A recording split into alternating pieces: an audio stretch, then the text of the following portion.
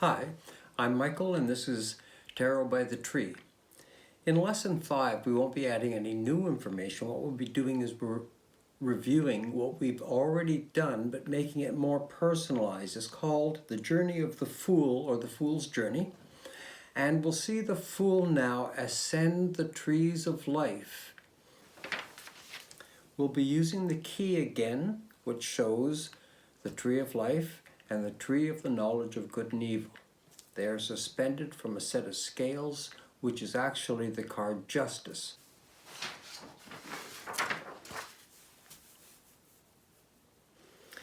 Here we see the Tree of Life divided into its two aspects, the Tree of Life and the Tree of the Knowledge of Good and Evil. We've reviewed before that the tarot cards are essentially a deck of modern playing cards with an additional 22 cards overlaid. These cards belong to no suit and are numbered from 0 to 21. The 0 card is the Fool, and this is the Fool's journey, and we're going to see the Fool in his youth ascend the Tree of Life from our world, Malkuth, to the very top, which is Kether, the creative force. We'll see him in later life do it again from Malkuth, and again to the creative force of Kether.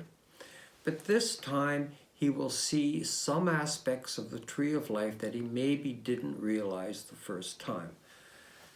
Again, as a bit of a review, we'll take the cards 1 through 10 and put them on the Sephiroth that are also numbered 1 to 10. We have Kether at the beginning, who's the magician, where all things are possible, but not manifested. That moves into the High Priestess, who begins duality. The Empress is next, who is Bina. She's the mother figure and she creates next the next pair, which is the Emperor, who's the King of Benevolence, and his sister, the Hierophant, who is the stern teacher. We have Tifferes, the Lovers, the Place of Beauty, the Chariot, which is the emotions and the intellect linked. We have Hod, who is strength, Yesod, who's the hermit, who beckons with his light, and finally, the Wheel of Fortune. The 11th card is the hinge pin. It's Justice with her scales. And these two hang from her scales, as we saw before. Card number 12, we see the Magician in his new form. He's radiant, he's creative, he's the new way, but he's not recognized in his own time. We see the High Priestess, the birth of all things, now reflected in the card of Death, which is part of the circle of life. We see the Empress now as Temperance. It's the mixture of things, and it is not allowing certain things to be part of the mixture that gives her power and makes her severe. The Emperor has been transformed into the Devil, very similar to the Lover's card, the idea that adoration brings a kind of servitude. The Devil's partner, who was the Hierophant, is now the Tower, the shattered tower, showing that knowledge can only be institutionalized to a certain level. The Lovers have become the Star, showing the true nature of love, which is giving.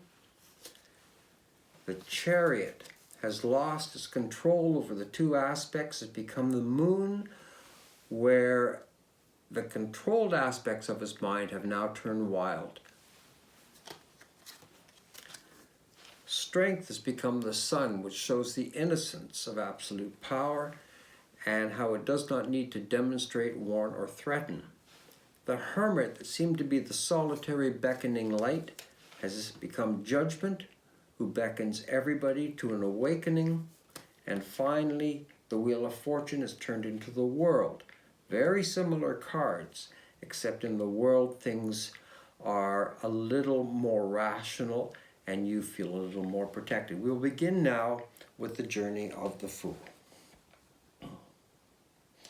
They called him Scratch in the little village, but his full name was Matthew Gleeman.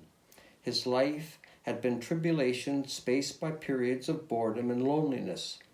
But he was never, even as a boy, an idle person. In times of difficulty, he learned to cope.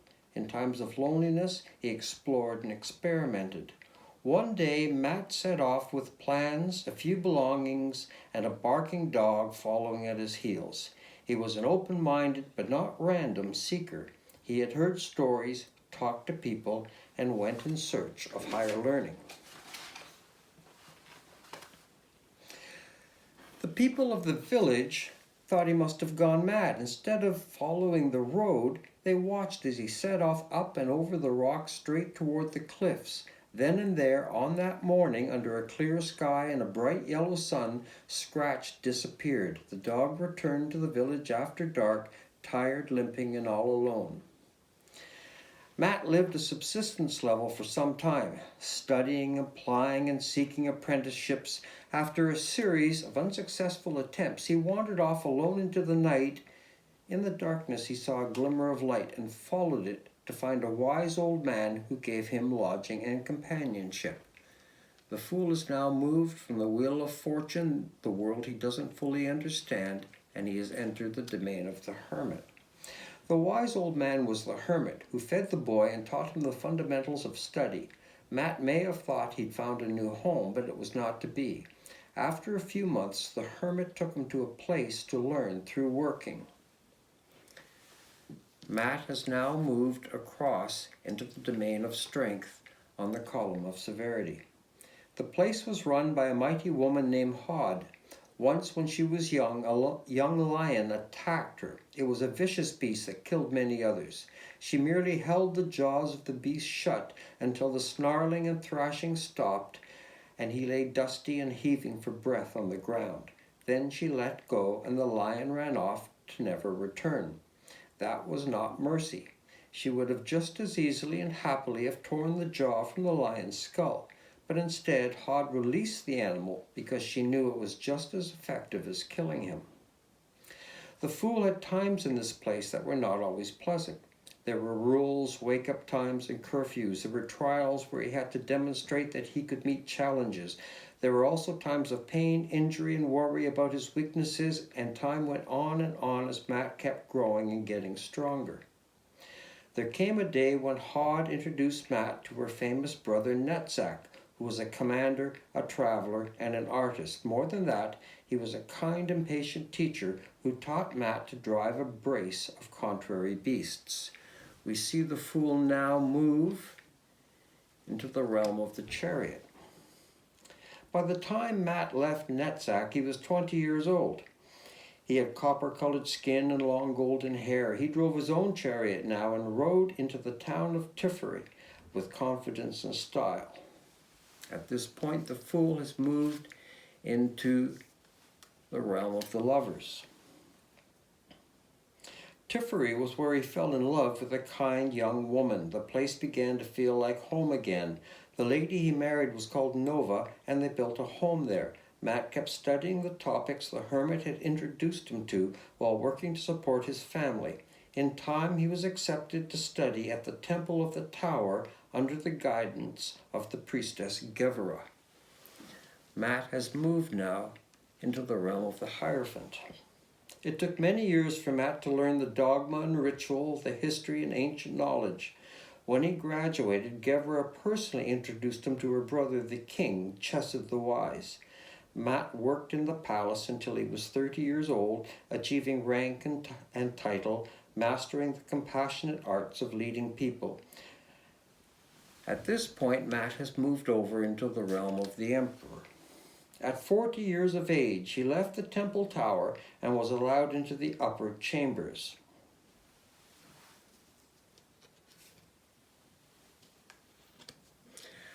The fool has now moved into the aspect of the empress.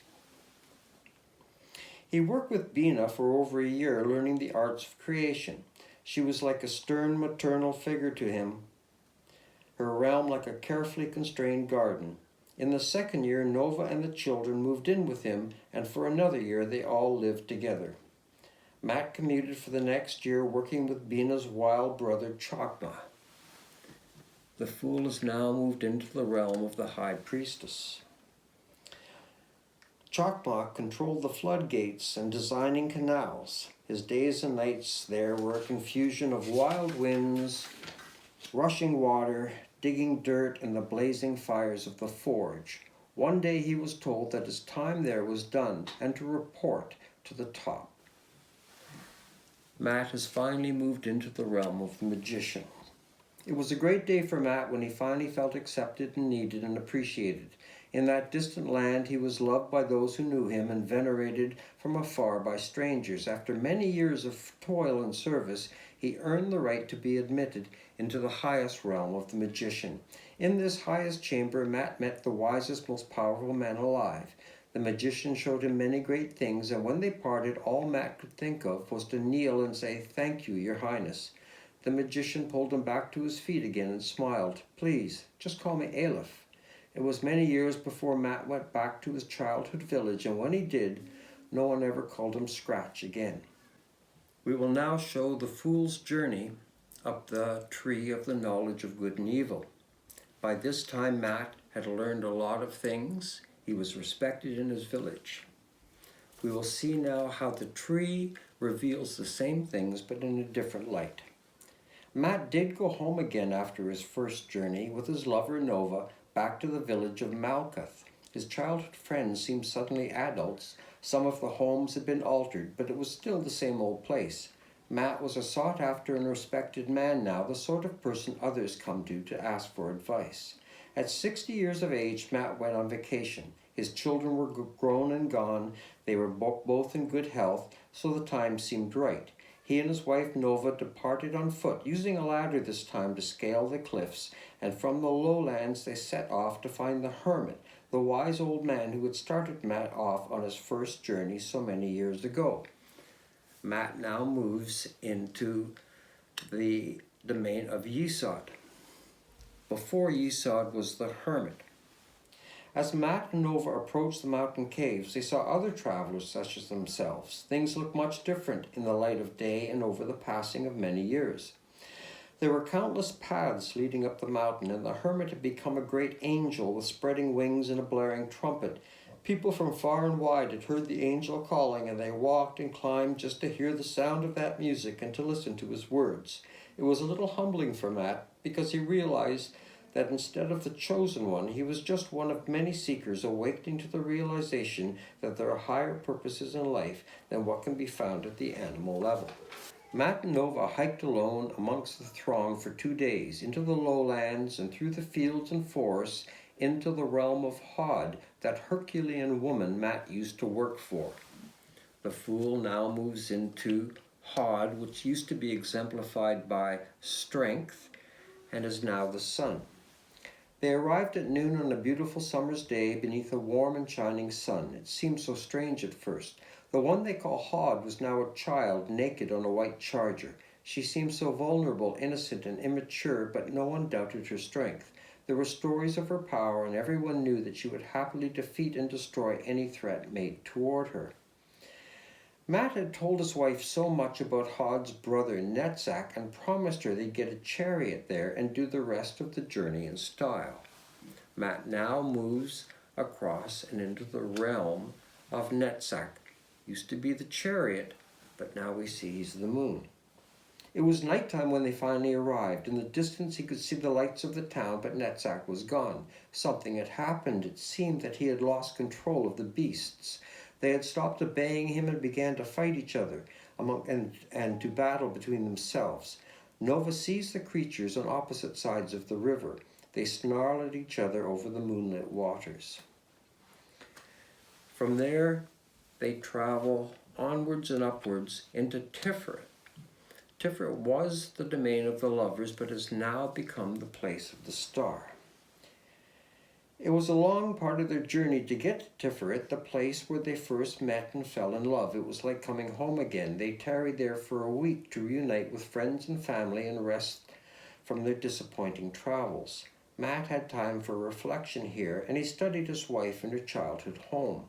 She was as tired and as aching as he was, but Matt only just noticed that she often does something to make someone feel better every day. Why didn't he see that before? Through commiseration, affirmation, and non-judgment, she reached out and kept company for no reason but to help someone else. He had always wanted to find love and to keep it.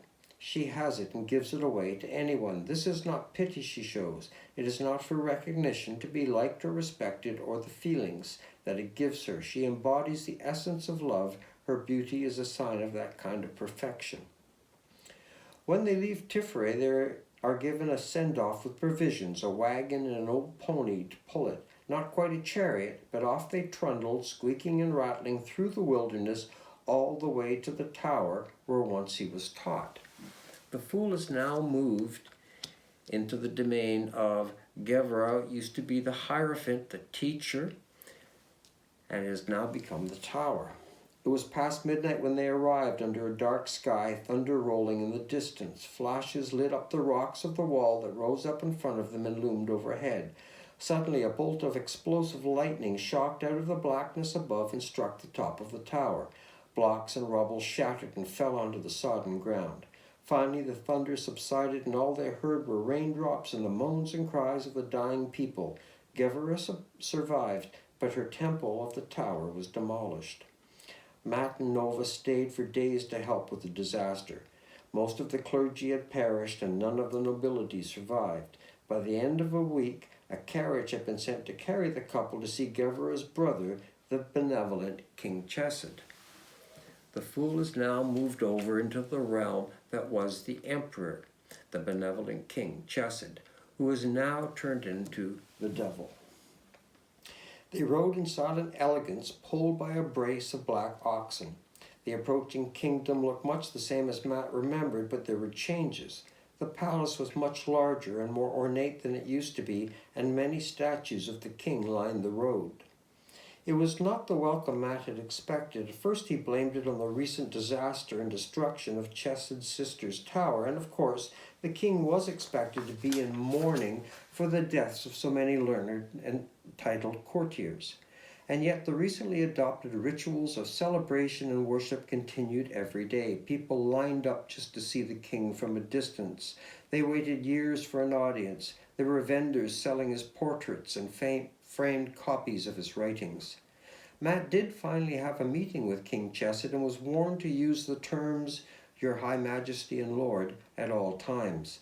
Matt was in line for 2 hours before he was ushered in. At first he could not believe the change in his old friend Chesed. He had become the devil. We have to pause a moment in our story to address this card because, like wands and pentacles, the term devil is culturally loaded. A few points should be thought about and accepted in order to understand the devil card. He is not Satan.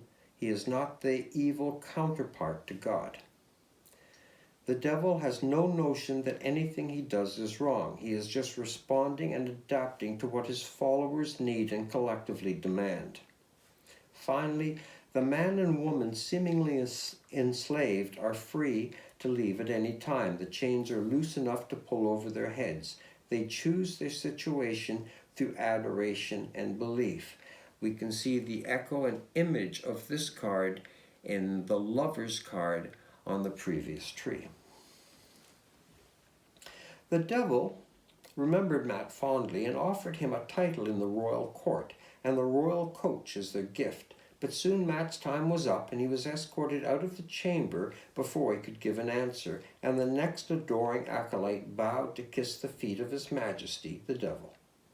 Matt and Nova left the next day and traveled in the coach, and the oxen pulled well for many days, passing through the flatlands of the seemingly endless tundra. They finally arrived at the place of Bina, the third aspect of the creative force and the creator of all the other worlds. The fool is now moved into the realm of Bina, and she was the empress who has become temperance.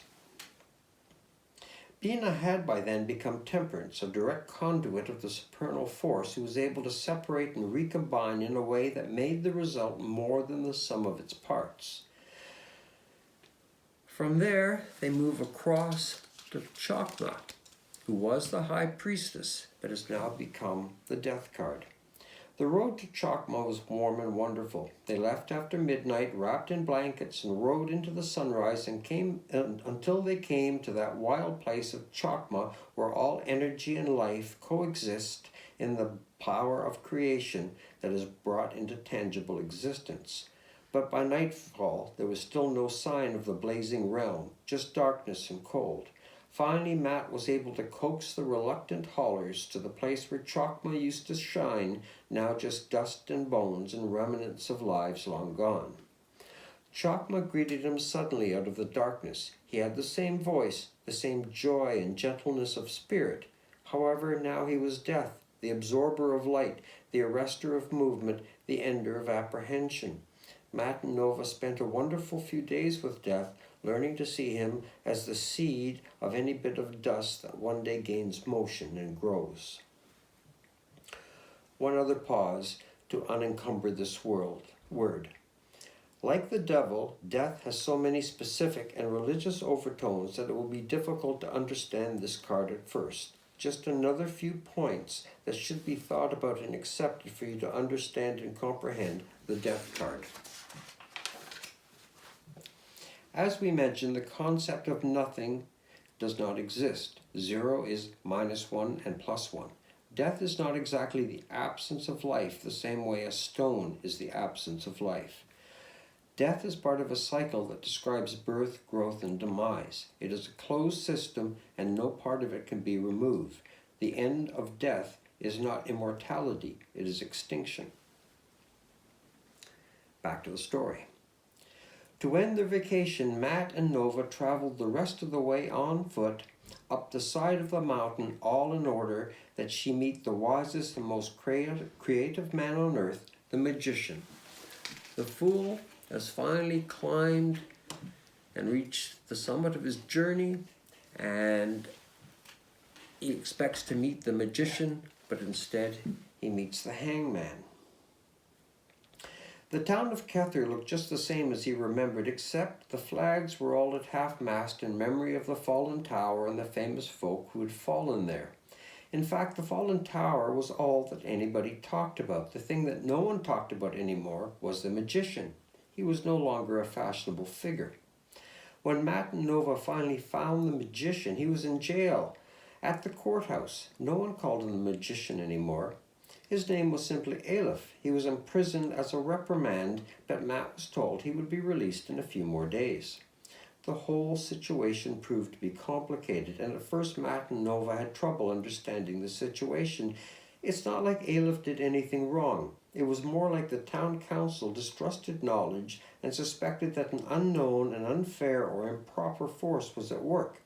They examined the magician's artifacts, and when no source of the unknown was immediately found, he was declared a charlatan, a fake, a pretender, and a misleader of the community. All his formulae, his equipment, was either discredited or demonized. The magician faded away and over time became just that weird guy down the street, or an old conjurer who may have possessed some sort of dangerous powers.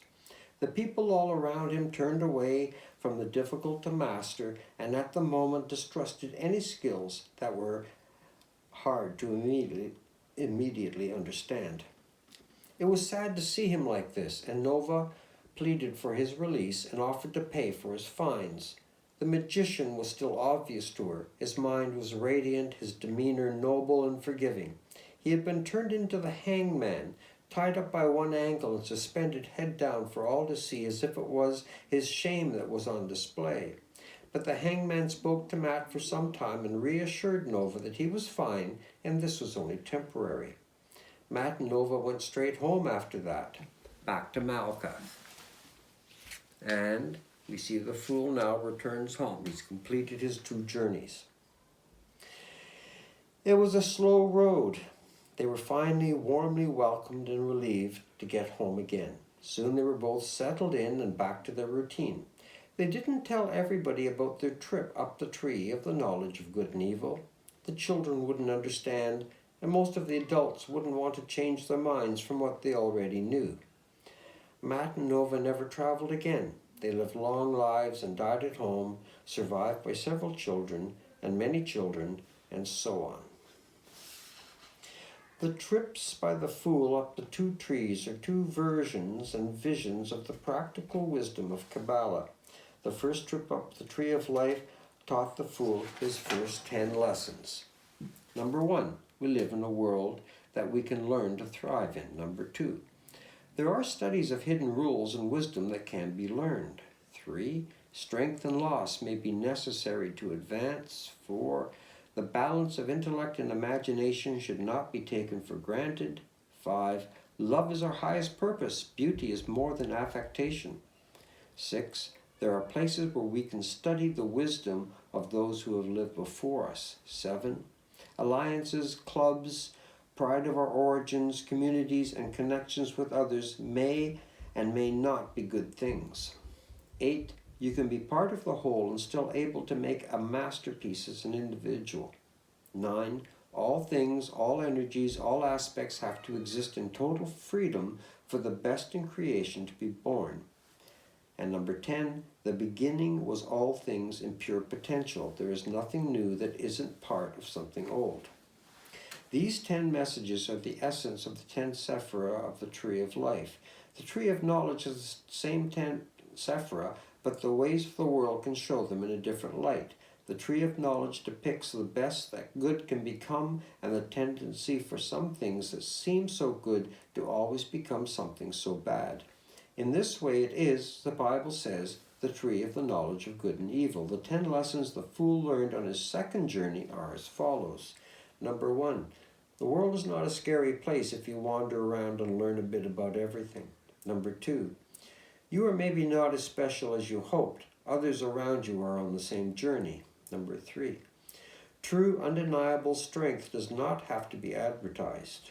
Number 4, your whole existence, your reality is dependent on a controlled balance of the intellect and the imagination. If one becomes dominant, your emotions will overpower your rational mind. Number 5, true love is not finding the perfect person. It is giving with no expectation of recognition or reward. Number 6, you need the institution or the temple or the master to learn at first. Ultimately, enlightenment will never be found with any of them. Number 7, all kings, all rulers, presidents, and leaders will slowly be changed in subtle ways at first into a different kind of person. They are not bad, they mean no harm, but they come to require a form of worship. 8, all is possible with the right mixture and the proper conditions. What is excluded is as important as what is added. 9, living and dying are part of a poorly understood cycle. We can never eliminate death. To even reduce it will also reduce life. And finally, number 10, the best way, the most favorable goal, or a wonderful discovery are often discredited and as advocates ridiculed or feared. That is the end of lesson number 5, and we have just been through the 2 journeys of the fool.